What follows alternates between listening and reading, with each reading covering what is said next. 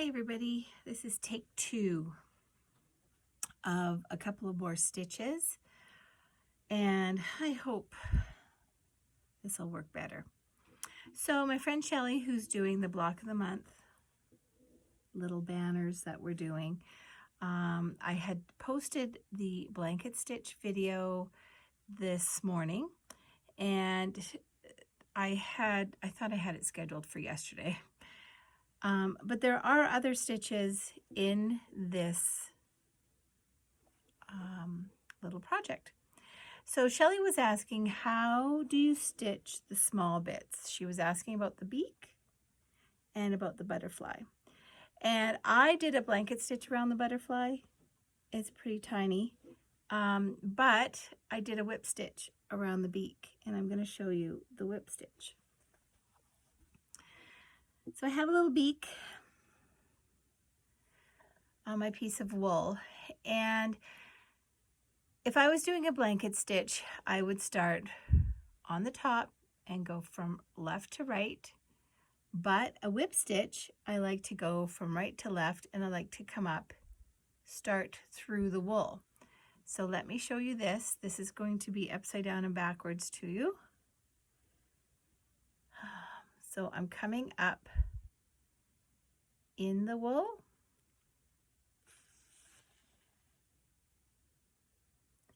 And I'm going down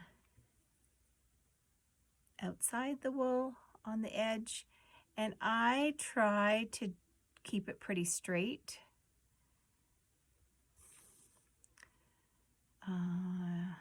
Straight across, and I try to keep my stitches the same length and the same distance apart, but I find it hard to make a whip stitch look neat and tidy. So it's just up in the wool, down at the edge. I'm going to do this in 2 steps for you.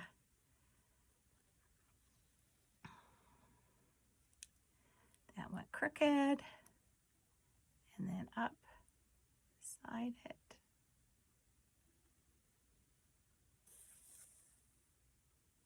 And then straight across and down. As straight across and down as you can get. Okay.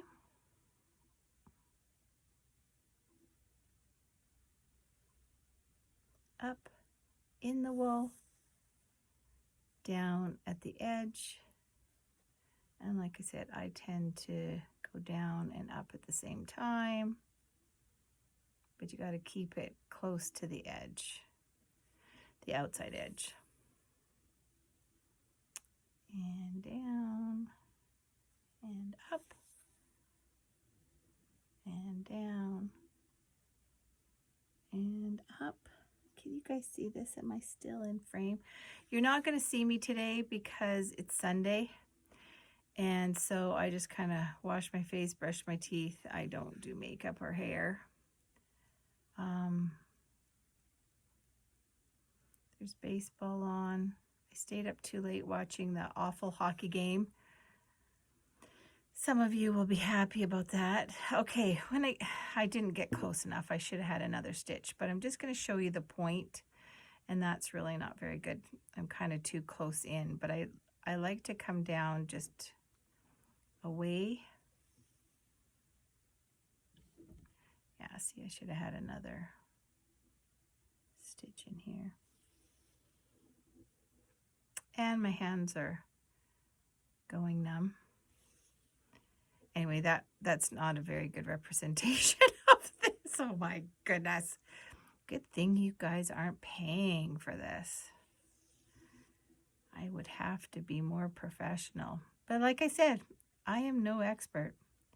And this is just kind of how I do things. And I do pick out a lot. That's a good thing about having, using the Baldani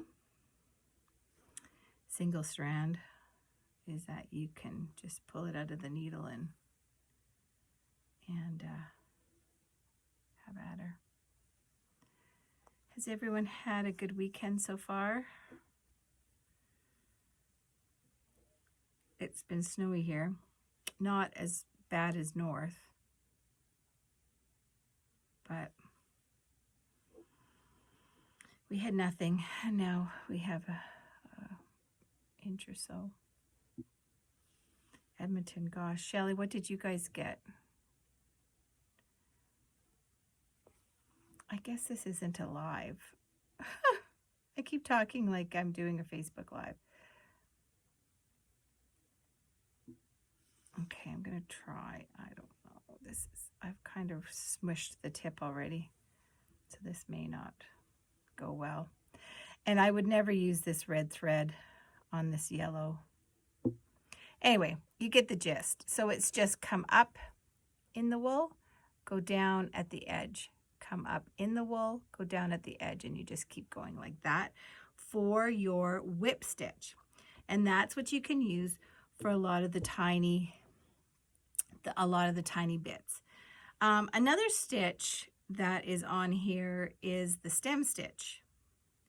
And you will see the stem stitch on the leaves. I didn't place my things right, so if yours looks different than mine, you've done it right.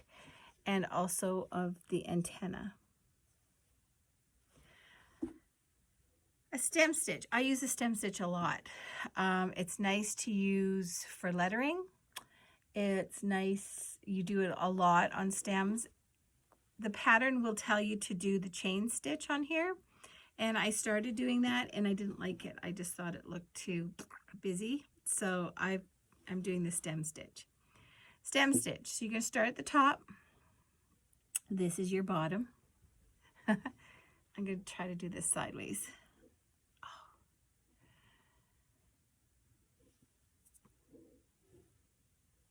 Okay, am I in the frame? Come up from the back.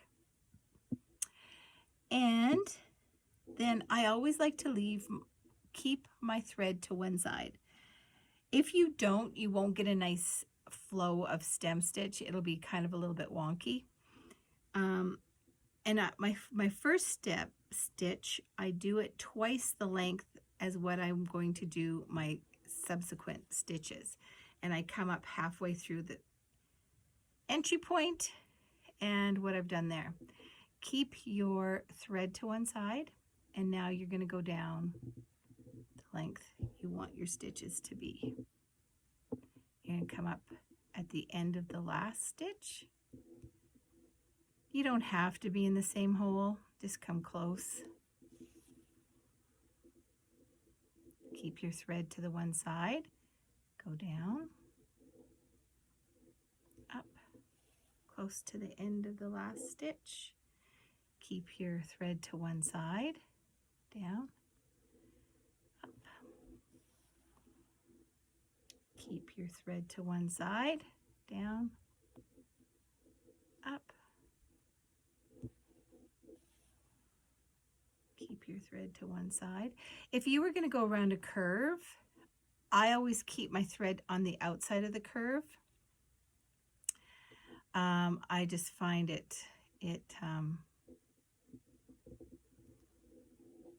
you don't get a separation in your stitches, like you don't see. Did you guys get to see that? I've got two selfie sticks. One that has a light that I tried to use for this, but it kept tipping over. And then, yeah. My old one. I like this old one because it has a little remote and I can start my video and end it. Okay, so did that make sense? So this is how you would do it. Starting at the top, thread to the one side, down, up at the end. Always keep your thread to the same side. Down, up. All right, when you're finished, I just go down at the end of that so that it keeps the thickness kind of there. Okay. Now another stitch you're going to have on here is for your raindrops. You're going to have a lazy daisy stitch. And that one is fun. And depending on how big you want I'm going to try to do this upside down. Your raindrop, or you'd use this for flower petals. You come up from the back, you keep your finger, you loop your thread around, you come back in beside your starting stitch, and you go down however long you want your stitch to be. Pull your needle over top of your thread. Don't pull it too tight. You want it still to look like a teardrop. And then you're going to anchor it. So you're going to go outside your loop, but close, across from the stitch that you did to come up. And then you're anchoring it. Okay. So there's one raindrop. Let's do another one. Come up. I use that thumb for everything. That's probably why it's killing me. Hold it, make your loop, come down beside. If you don't go beside and you're down here, I'll show you. It's not going to look good. Not good. Okay. X that. So you want to make sure where you come up, get that out of your way, get it going the direction you want it to go. Go beside, not in the same hole, but right beside the length of your raindrop. Come up in front of your thread. See, that's even not very close, and that's what that's going to look like. So that's not even great. Anchor it. And again, you can just pull your thread out if you want and redo it. Up. Take one, I had much better stitches. Beside. Come up in front of your thread. Pull. You don't want to pull too tight. You pull too tight, it looks like this. And then you've got to loosen things up before you anchor it. Okay. You can usually manipulate it pretty good. And then do your anchor stitch. You try to feel the needle with your numb hands. So that's not even very good. But, so yeah, X, better. Again, take a scrap. Take a scrap of anything, even if it's just fabric, flannel. If you have a scrap of, you know, something heavier, just practice some of these things. And I just knot at the back because all this is going to be covered up. Okay, so the next thing, geez, that looks terrible. Remember, these were not good. Similar is a chain stitch. You're going to do the chain stitch here. They ask for it on here, but I just found it too busy. But if you love doing this as opposed to that, you do you. So it's very similar to the Lazy Daisy. It's because I was doing it upside down. Oh, well, let's try upside down. Come up. Same thing. You're going to make your loop. Come beside it. Except this time, you're not going to do an anchor stitch there. That's the start of your next chain. So toss your fabric over, come in beside it. Try to keep it straight if that's what you need for your pattern. Pull it, but not too tight.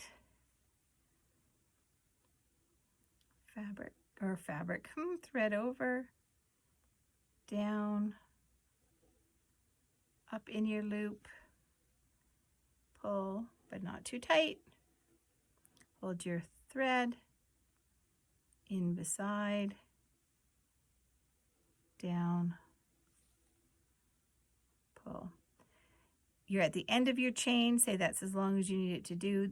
Now you anchor it and tie your knot. Okay? So it's like this, except you don't anchor it until you're all the way done, and you use the next, that stitch as your start of your next. Now, another stitch you're going to have is this feather stitch. Are you ready for that one?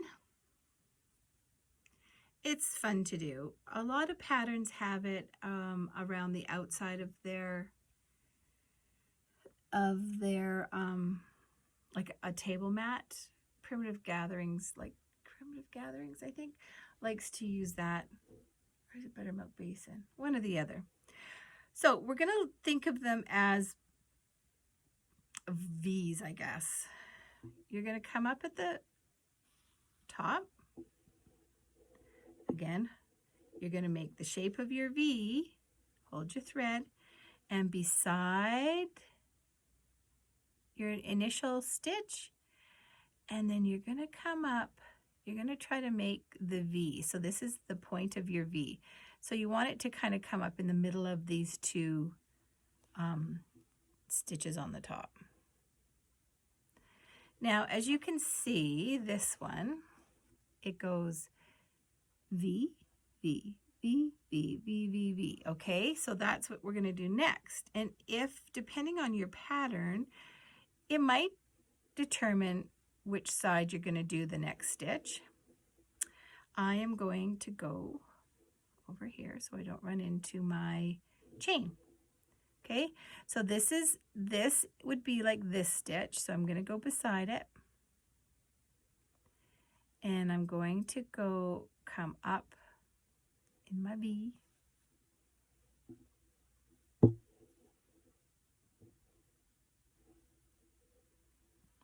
And I'm going to go over and come up in my V. And I'm going to go over, come up in my V,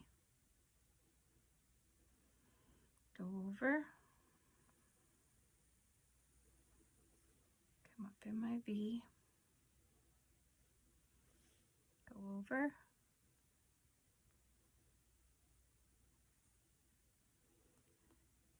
come up in my V.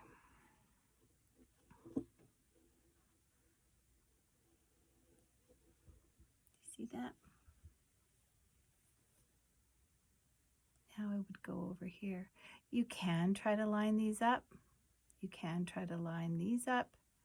You can try to line those up. And sometimes it just happens. This isn't too bad. Side. Come up in the middle, the point of your V. Okay. At the end of it, you would do an anchor stitch. And do a knot.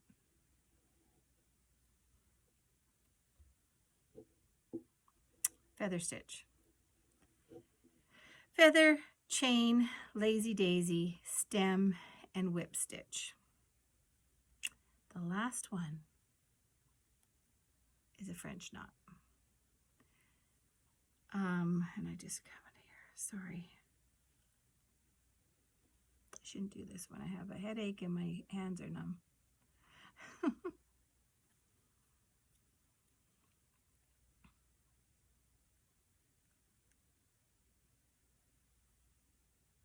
Okay, so now all of these on here, all this purple, there's a whole bunch of French knots.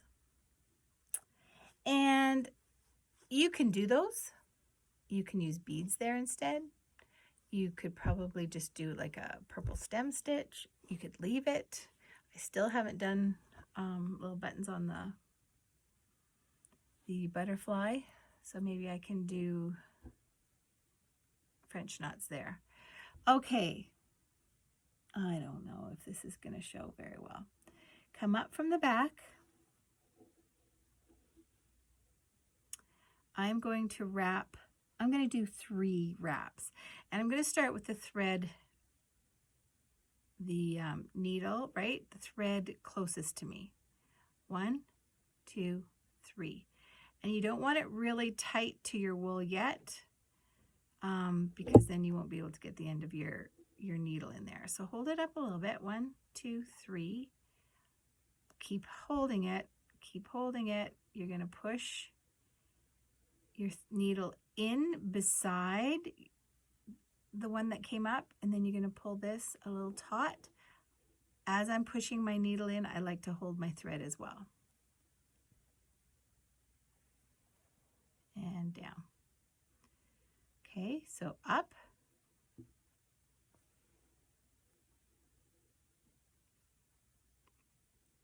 Needle.